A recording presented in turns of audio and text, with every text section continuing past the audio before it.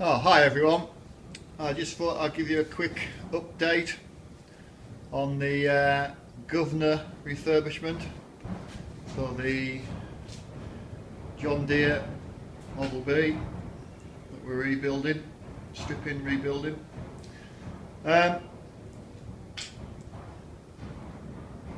It's going quite well at the moment. It wasn't the other day, unfortunately.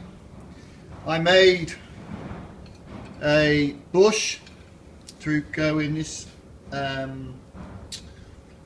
housing here, and usually I'm quite adept at making these bushes. I've made a few now and I get them right. Anyway, I made a new bush, a top hat bush like this one, pushed it in and reamed it all out for the shaft to go in here, and it wouldn't line up. And so no amount of tweaking would improve the situation. So unfortunately I had to machine the one out, the bush out, and it's slightly taken the side out of it, but I was fortunate that it didn't gouge into the housing. And I remade a new bush, pressed that one in, and lo and behold, it seems okay now. So I'm at a loss really as to why the first attempt was a bit of a disaster. But anyway, we've got a nice snug fitting governor arm. The reason I like to take the slack out of here is because they're not lubricated particularly well, this area here, and they do bind up. And if they have got a bit of slack in them, they are prone to binding in this area. And the last thing you need with these governors, I've discovered, is to have sticky patches in them. They need to be nice and flowable and move nice and easy. So I got that sorted, quite pleased with that, and I decided then to take the actual governor to bits, the shaft with the gears on and everything.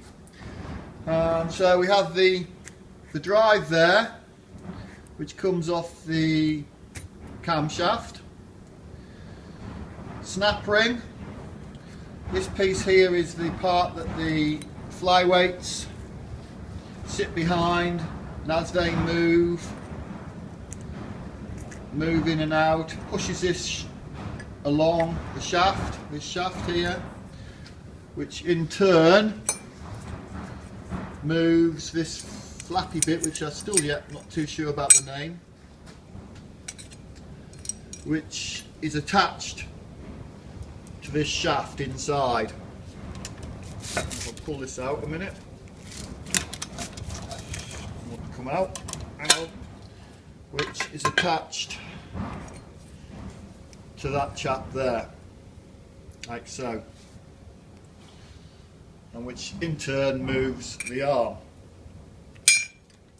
So I've taken that off. I took these bits off, and then I came to the bevel gear, which, as you can see, is in a few pieces. Oops. No amount of heat and gentle persuasion was going to move this. I had a 20-ton press pushing on it. I didn't want to push it too hard because I didn't want to damage this shaft, and in the end it shattered into 3 pieces. Couldn't believe it. So what I did in the end was I got the angle grinder, cut this out here, split it with a chisel, and I couldn't believe how still tight it was on that shaft. It just was amazingly tight. So I got that off, and then the next thing you come to is the inner bearing, and that too, once I got the outer race cut off and the ball race, the little boss in the middle, it just would not move. Couldn't believe how tight that was. Couldn't believe it. it just this is what it should look like. This one here sits on the shaft like so, down the shaft, sits there. So again, angle grinder, gently just ground it away until it actually physically broke, and off it came with the press.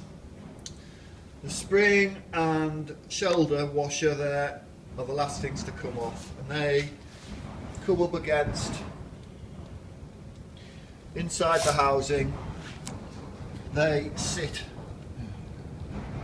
not coming out so well there, sorry. They sit against this snap ring that's in here, and everything is pushed along, that shaft and everything is pushed along to that snap ring. Pressure is pressure, I don't know if that's a correct word, the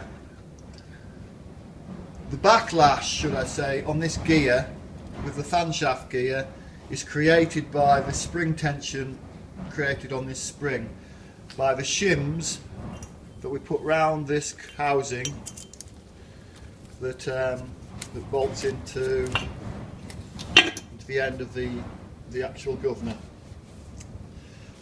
It's easier to show when it's when I'm putting it back together. So really, we didn't have too good a time with that that cog.